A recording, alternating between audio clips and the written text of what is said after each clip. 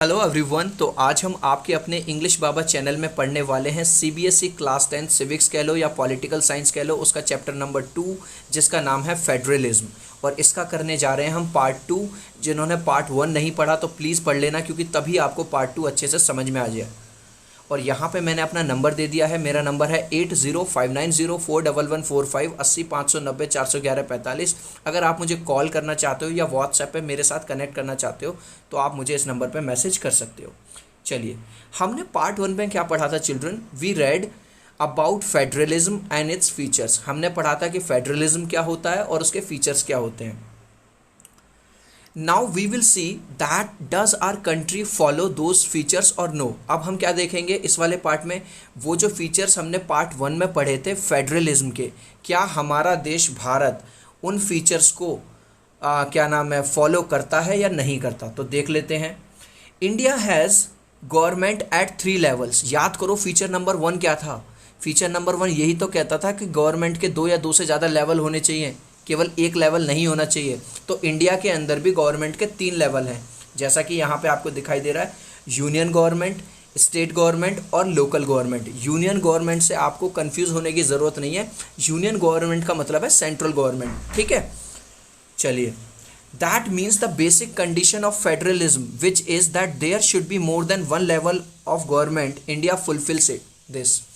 तो जो फेडरलिज्म का जो फीचर नंबर 1 था और उसकी जो मेन शर्त थी क्या, कि लेवल जो है गवर्नमेंट का वो 1 से ज़्यादा होने चाहिए। तो इंडिया उसे फुलफिल कर रहा है। हमारे पास वो कह रहा है 1 से ज़्यादा होने चाहिए और हमारे पास 3 है, चाहे वो यूनियन गवर्नमेंट हो, चाहे वो स्टेट गवर्नमेंट हो और चाहे वो लोकल गवर्नमेंट हो, ठीक है। सो नंबर 1 है the levels of government are divided in central, state and local. ये है नंबर 1। तो यानी एक बात तो हमारी फुलफिल करता है इंडिया।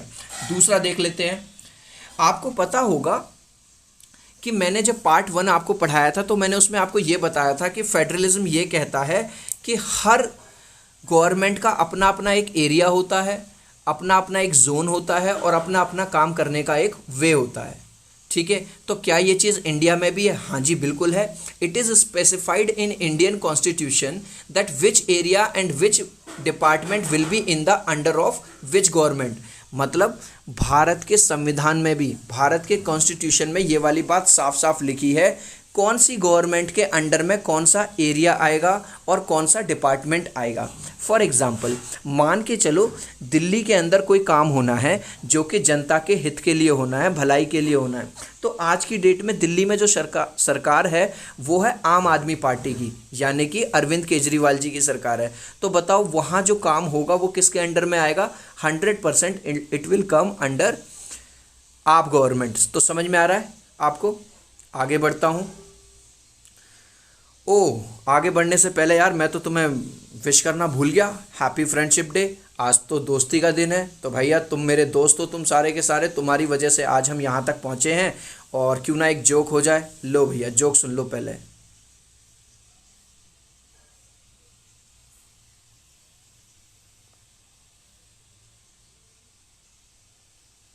आया मज़ा? चलिए आगे बढ़ते हैं। India is holding together type of federation. याद करो पार्ट 1 में मैंने बताया था कि जो फेडरलिज्म है उसके 2 टाइप हैं। नंबर 1 कमिंग टुगेदर और number 2 holding together. Coming together में क्या होता है कि बहुत सारे स्टेट्स, इंडिपेंडेंट स्टेट्स आपस में मिलके क्या बनाते हैं? पूरा एक कंट्री बनाते हैं। और होल्डिंग टुगेदर में क्या होता है?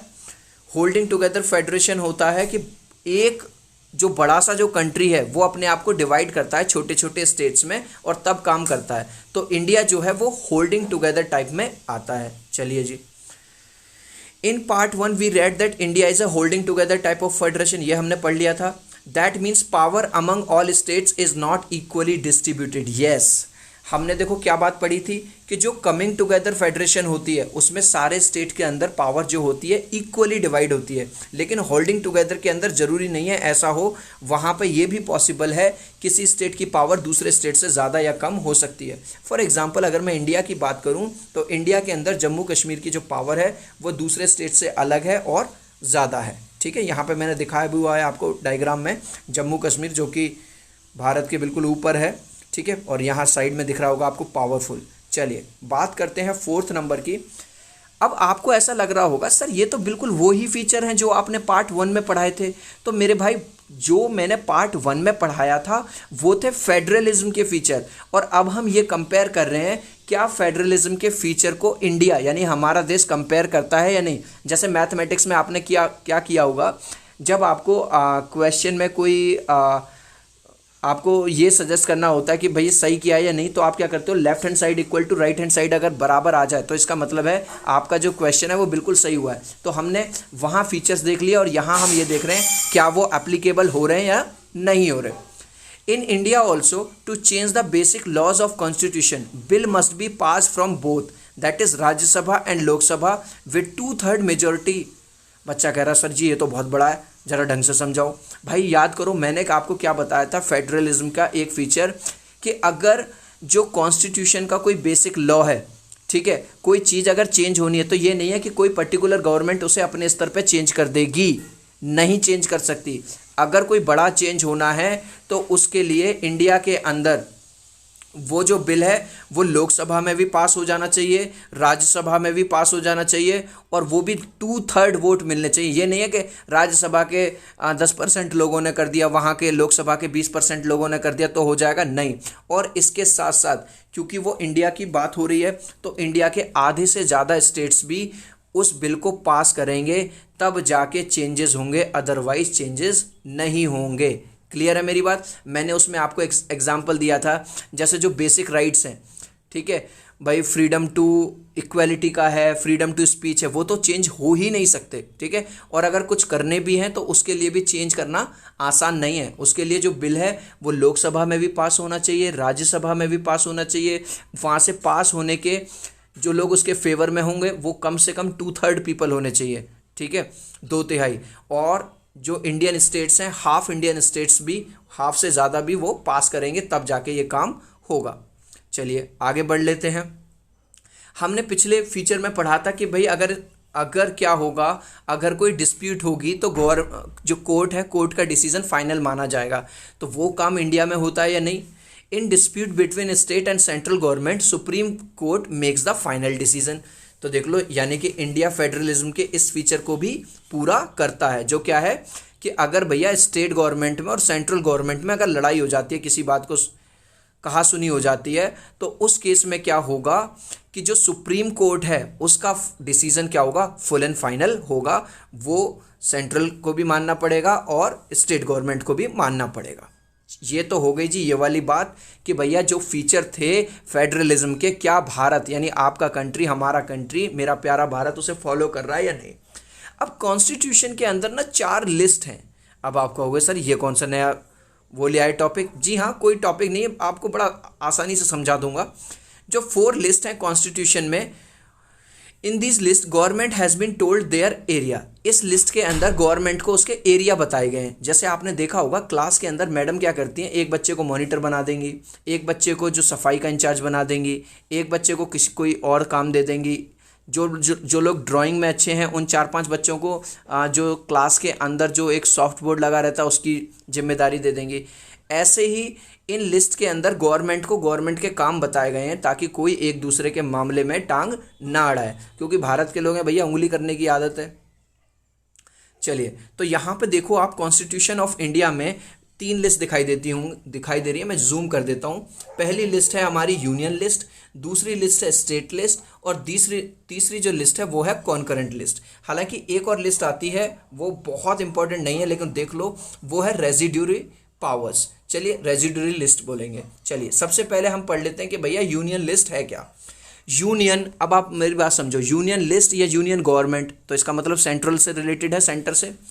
Contain subjects of national importance, मतलब यूनियन लिस्ट के अंदर वो सारे काम आएंगे जो पूरे देश के लिए बहुत ज़्यादा ज़रूरी हैं। किसी पर्टिकुलर स्टेट के लिए ना, पूरे देश के लिए जो ज़्यादा ज़रूरी हैं या पूरे देश के लिए अच्छे हैं। जैसे फॉर एग्जांपल दूं, security of India.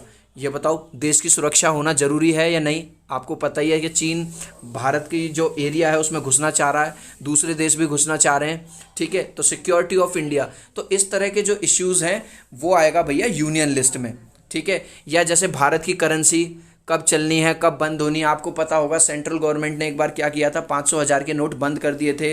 Foreign affairs, इस तरह की जो चीज़ जो पूरे के पूरे देश को प्रभावित करेंगी वो आती हैं यूनियन लिस्ट में। ठीक है, यहाँ हमारी आर्मी है यार, एक बार सल्यूट तो बनता ही है भाई, इंकलाब जिंदाबाद। ठीक है, जैसे करेंसी ऑफ इंडिया है तो ये सब किस में आएगा, यूनियन लिस्ट में आएगा। एक चीज़ और ध्यान रखना आप, यूनियन लिस्ट के अंदर आज की डेट में 100 सब्जेक्ट्स हैं, पहले 97 सब्जेक्ट्स थे। ओहो हो, वो वाले सब्जेक्ट्स नहीं मेरे भाई, हिंदी इंग्लिश उर्दू साइंस ये वाले तुम्हारे वाले सब्जेक्ट्स की बात नहीं हो रही। सब्जेक्ट्स का मतलब है एरिया, जैसे डिफेंस मैंने बता दिया, बैंकिंग हो गया, फॉरेन अफेयर्स हो गया, एटॉमिक एनर्जी हो गया, इंश्योरेंस हो गया, कम्युनिकेशन हो गया, ये सारी चीज़ें किस में आती हैं, यूनियन लिस्ट में। अब बात करेंगे भाई स्टेट लिस्ट। तो यूनियन लिस्ट में जब मैंने बात की थी तो वो वाली चीज़ें आ रही थी जो पूरे देश के लिए। अगर आप, मेरा बच्चा थोड़ा भी दिमाग लगा रहे हो आप, तो आप खुद ही बता सकते हो स्टेट लिस्ट में वो वाली चीज़ें आएंगी जो पूरे स्टेट को प्रभावित करेंगी या लोकल इम्पोर्टेंस के लिए ज़रूरी हैं। जैसे इसमें क्या है, 66 सब्जेक्ट्स आते हैं। ठीक है, और इसे कंट्रोल कौन करेगा, ओबियसली जब स्टेट लिस्ट है तो स्टेट ही कंट्रोल करेगा। इसमें आती है पुलिस, ट्रेड, एग्रीकल्चर, इरिगेशन, ये सब। ठीक है, आगे बढ़ रहे हैं थर्ड लिस्ट पे। थर्ड लिस्ट है concurrent list, include subjects and common interest to both central and state government. इसके अंदर जो सब्जेक्ट्स और कॉमन इंटरेस्ट आते हैं जो कि दोनों के लिए ज़रूरी हैं, सेंट्रल गवर्नमेंट के लिए भी और स्टेट गवर्नमेंट के लिए भी। अब मैं आपसे क्वेश्चन पूछता हूँ, बताओ इस लिस्ट को, कॉन्करेंट लिस्ट को कौन कंट्रोल करेगा। ठीक है, इसका आंसर मुझे दे देना, किसमें, कमेंट सेक्शन में दे देना। बोथ गवर्नमेंट मेक्स लॉ, और आंसर का इंतजार करूंगा तुम्हारे कमेंट का। इसमें क्या होगा, दोनों गवर्नमेंट क्या करती हैं, लॉज बनाती हैं। इसके अंदर टोटल है 47 सब्जेक्ट्स, जैसे एजुकेशन हो गया, मैरिज हो गया, एडॉप्शन हो गया। देखो इस चीज़ को समझो, जैसे आप लोग सीबीएसई बोर्ड में पढ़ते हो, central board of secondary education, लेकिन स्टेट बोर्ड भी तो है। जो बच्चा हरियाणा में पढ़ रहा है, हो सकता है वो हरियाणा बोर्ड से पढ़ रहा हो, यूपी वाला बच्चा यूपी बोर्ड से पढ़ रहा हो, गुजरात वाला गुजरात बोर्ड से पढ़ रहा हो।